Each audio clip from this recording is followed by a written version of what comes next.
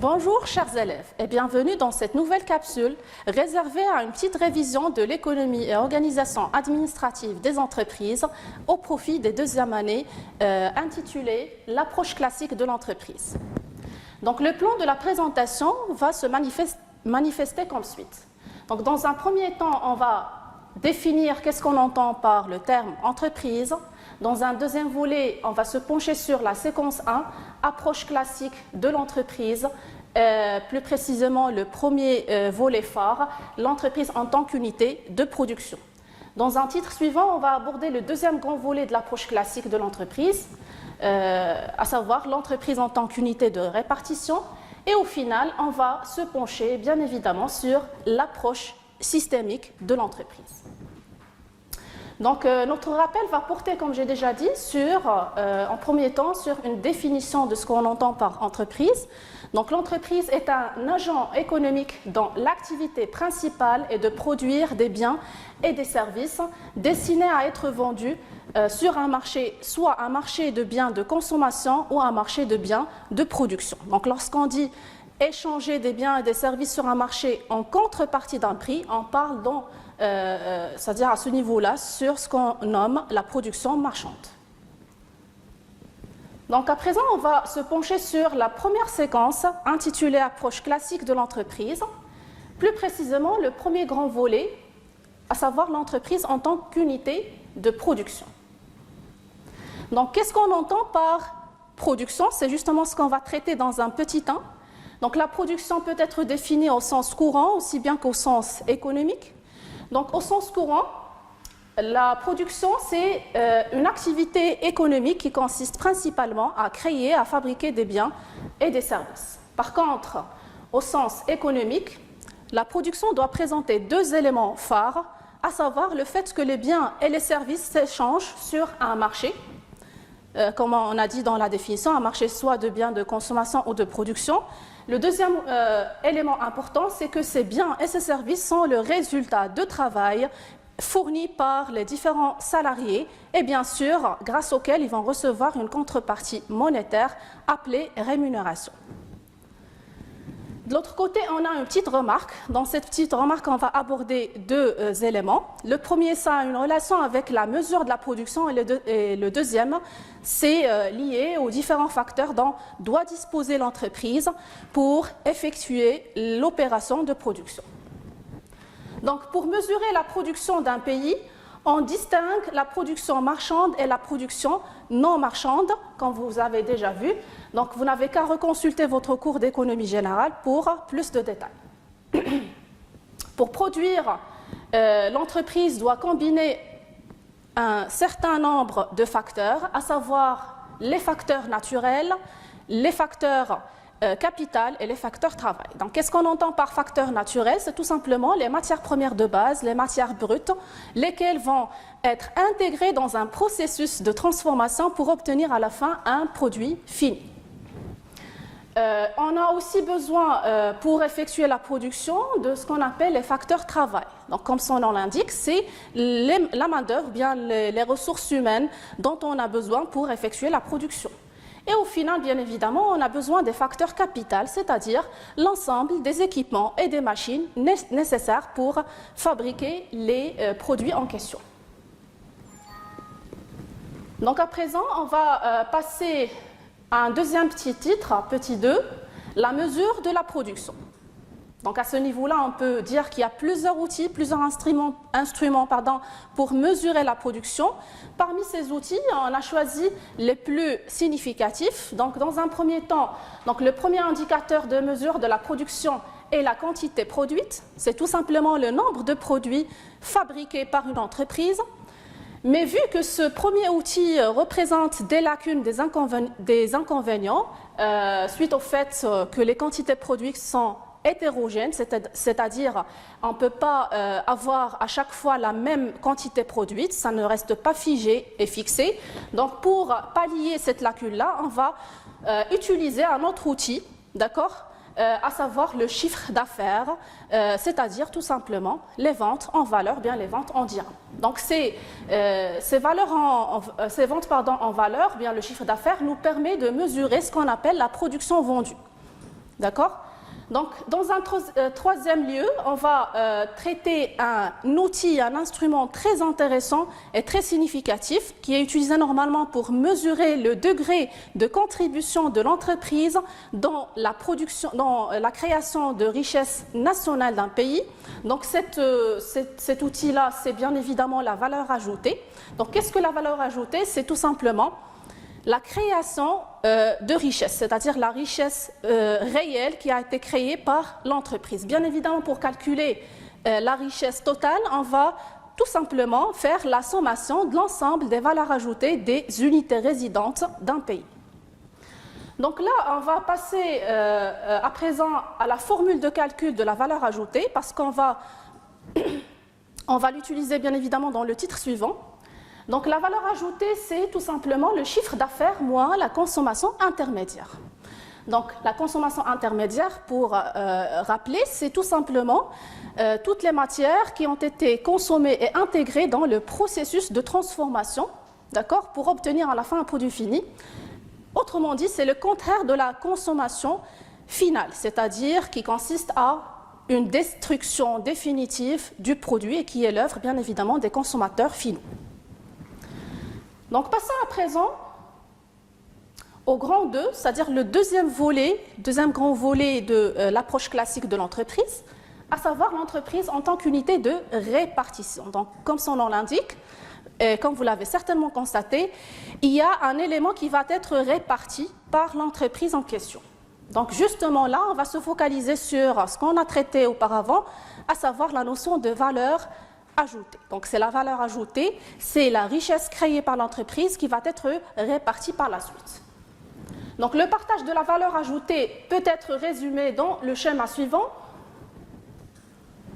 Comme vous le remarquez dans le schéma, on a fait un petit rappel de la formule de calcul de la valeur ajoutée, d'accord? Donc, on a chiffre d'affaires, on a consommation intermédiaire et valeur ajoutée. Ceci dit que, tout simplement, la valeur ajoutée est égale au chiffre d'affaires moins la consommation intermédiaire. Ça d'un côté. Maintenant, on va passer à la fraction qui est marquée en rouge et qui concerne la valeur ajoutée ou bien le revenu de l'entreprise. Donc, cette petite partie, d'accord, de la valeur ajoutée, c'est-à-dire se compose de tout un ensemble de revenus, tout un ensemble de parties. Ces fractions-là, ou bien ces parties, sont sous forme de rémunération qui seront par la suite octroyées à un certain nombre d'agents économiques, à savoir, quand vous remarquez dans le schéma, il y a le personnel, il y a les dirigeants, il y a aussi les banques, l'État, l'entreprise et les associés. Donc, commençons par le personnel et les dirigeants. Bien évidemment, pour effectuer une opération de production, on a besoin de la main-d'œuvre, comme on a déjà dit, le facteur travail. Donc, bien sûr, à la fin d'une période donnée, on doit rémunérer ces ressources humaines sur leur effort, d'accord? Ils doivent avoir une contrepartie financière. Donc, cette contrepartie, on l'appelle salaire et c'est justement une fraction de la valeur ajoutée qui a été créée par l'entreprise. Le deuxième agent économique, ce sont les banques. Donc, c'est un acteur avec lequel opère l'entreprise pour avoir des emprunts, pour recourir à des emprunts. Donc, pour rémunérer ces acteurs, pour rémunérer cette entité, bien sûr, on va prendre une partie de la valeur ajoutée qui sera vêtue par c'est-à-dire la forme d'intérêt financier pour, bien évidemment, rémunérer la banque sur le fait de faire bénéficier l'entreprise d'un recours à un emprunt. Par la suite, on a en troisième lieu l'État. L'État, bien évidemment, il va recevoir, c'est-à-dire en tant que rémunération, ce qu'on appelle les impôts, plus précisément l'impôt sur la société. Et il nous reste à la fin les associés et l'entreprise elle-même.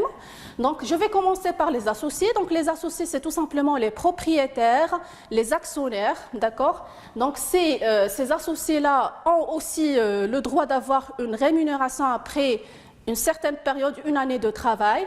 Donc, cette rémunération, on l'appelle dividende.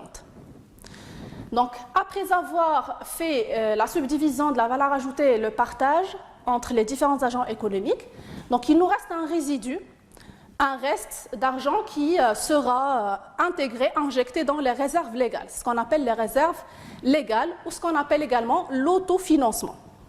En d'autres termes, on peut l'appeler également l'argent de poche de l'entreprise qui va lui permettre bien évidemment de financer des investissements ultérieurement. Donc, quand vous remarquez ici, on a l'autofinancement et les dividendes, ils constituent ce qu'on appelle la capacité d'autofinancement. Et cette capacité d'autofinancement, ça fait partie, ou bien ça constitue le résultat et les amortissements. Voilà, concernant notre schéma, on va passer à présent au troisième titre, à savoir l'approche systémique de l'entreprise. Donc là, on va aborder l'entreprise en tant qu'un système. Déjà, on va donner une petite définition de ce qu'on entend par système. C'est quoi un système? C'est tout simplement un ensemble d'organes en interaction dynamique, en relation, c'est-à-dire dynamique, dont chacun a un rôle, a une fonction bien précise et qui œuvrent tous pour atteindre un objectif commun. Si vous avez remarqué ici, même l'entreprise, c'est-à-dire, il représente le même élément, c'est-à-dire l'entreprise est un système aussi. Pourquoi? Parce qu'il se compose d'un ensemble de départements, à savoir département production, département GRH, gestion de ressources humaines, département comptabilité, etc. Donc cet ensemble de départements, bien sûr, ils sont composés d'éléments humains qui ont des relations entre eux, des rapports sociaux, et qui cherchent tous et toutes à atteindre un même objectif, à savoir la finalité historique et principale, la réalisation et la maximisation des bénéfices. Donc un système est un ensemble d'éléments en interrelation organisés et dynamiques en fonction d'un but. L'entreprise est un système qui est qualifié de 3 spécificités principales. C'est en même temps un système qui est finalisé, on va parler à ce niveau-là des finalités de l'entreprise, c'est en même temps un système qui est structuré, c'est ce que vous allez voir dans des capsules suivantes, et aussi, c'est un système ouvert, c'est-à-dire qui est ancré dans son micro- et macro-environnement. L'environnement, c'est tout simplement l'ensemble des acteurs qui ont une relation et une influence, soit directe ou indirecte, avec l'entreprise. Donc voilà, maintenant on va commencer par un petit titre, petit 4.1, qui traite l'entreprise en tant que système finalisé. Donc à ce niveau-là, bien évidemment, on va aborder qu'est-ce qu'on entend par finalité et par la suite les différents types de finalités. Qu'est-ce qu'une finalité? À mon sens, c'est tout simplement la vocation, la raison d'être ou encore l'aspiration et la mission de l'entreprise. C'est tout simplement le pourquoi exister, c'est-à-dire pourquoi l'entreprise existe. Autrement dit, la finalité est le but supérieur d'une organisation, bien l'objectif général. Cet objectif, bien ce but supérieur, va être atteint, bien évidemment, sur le long terme. Là, on va distinguer entre 3 types de finalités. Donc, il y a la finalité économique qui est historique et connue, à savoir la réalisation des bénéfices et leur maximisation, bien de manière générale la création de valeur pour l'entreprise. Il y a dans un deuxième lieu la finalité sociale, c'est-à-dire le fait que l'entreprise cherche toujours le bien-être de son personnel, le bien-être des êtres humains qui opèrent au sein de l'entreprise. Ceci, c'est-à-dire se manifeste et se matérialise par la distribution des revenus et donc permettre aux salariés de satisfaire aussi bien leurs besoins que les besoins de leur famille, par exemple. Et d'un autre côté, on a la politique sociale qui cherche à son tour le fait d'assurer, de garantir le bien-être de tout le personnel au sein de l'entreprise. On parle par exemple d'assurer des formations continues, d'assurer des motivations matérielles et immatérielles, assurer un système de rémunération qui est, c'est-à-dire motivant et satisfaisant, etc., etc. On a en troisième lieu les finalités sociétales. Donc les finalités sociétales, ils font allusion à tout ce qui a une relation avec la notion d'entreprise citoyenne. Donc qu'est-ce qu'on entend par entreprise citoyenne? C'est une entreprise qui cherche l'intérêt général de la communauté. Là, on peut parler de la protection de l'environnement, RTRMR, et aussi de tout ce qui est participation aux activités humanitaires et sociales. D'accord? Pour ce qui est de la protection de l'environnement, par exemple, à travers ces pratiques, l'entreprise peut protéger l'environnement. Par exemple, il peut fabriquer des emballages dégradables facilement pour ne pas nuire à la terre. Il peut également utiliser les énergies renouvelables pour éviter d'injecter le CO2 dans l'air, et comme ça il va protéger l'air. Il peut également faire pas mal d'autres actions et pratiques qui vont dans le sens de favoriser la protection de l'environnement. D'un autre côté, on peut parler, comme j'ai déjà dit, des activités à vocation humanitaire et sociale. Donc, il peut participer ou bien donner des subventions à des organismes à but non lucratif pour subventionner les orphelins, par exemple, pour subventionner les atteints de cancer, etc., etc. Donc, passons à présent au deuxième sous-titre, à savoir le 4.2, l'organisation interne de l'entreprise.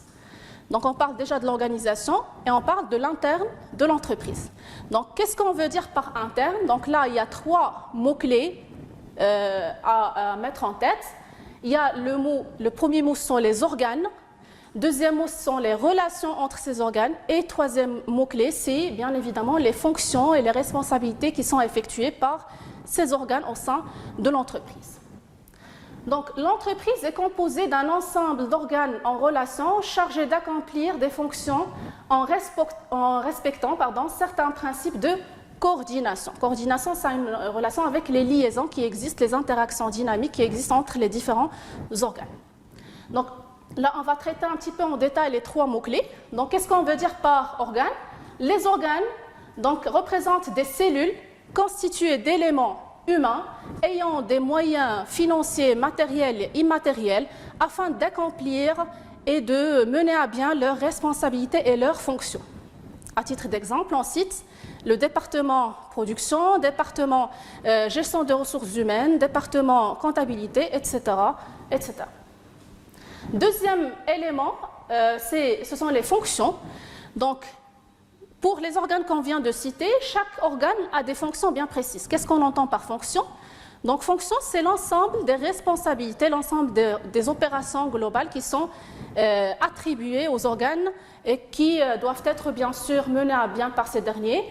En fait, pour faciliter l'application de ces opérations, de ces responsabilités, on doit les décliner en un ensemble de petites tâches élémentaires qui sont faciles à mettre en œuvre. Donc, on peut parler, par exemple, pour le département production, de la fonction produire. D'accord? Pour le département, par exemple, GRH, la fonction ici, c'est gérer les ressources humaines. Pour le département marketing et commerce, ici, la fonction, comme vous l'avez certainement constaté, c'est commercialiser les biens et les services, et ainsi de suite. Troisième élément, ce sont les relations. Donc, c'est tout simplement les interactions dynamiques dont on a déjà parlé, les relations, les liaisons qui existent entre les différents organes, ce qu'on appelle également la coordination. Donc, à ce niveau-là, on va aborder bien les liaisons entre les différents organes peuvent se vêtir de 3 types. Comme vous le remarquez ici dans ce tableau, donc on a les types de liaisons, leur définition et le type d'organe. Donc, on a la première liaison, c'est la liaison hiérarchique.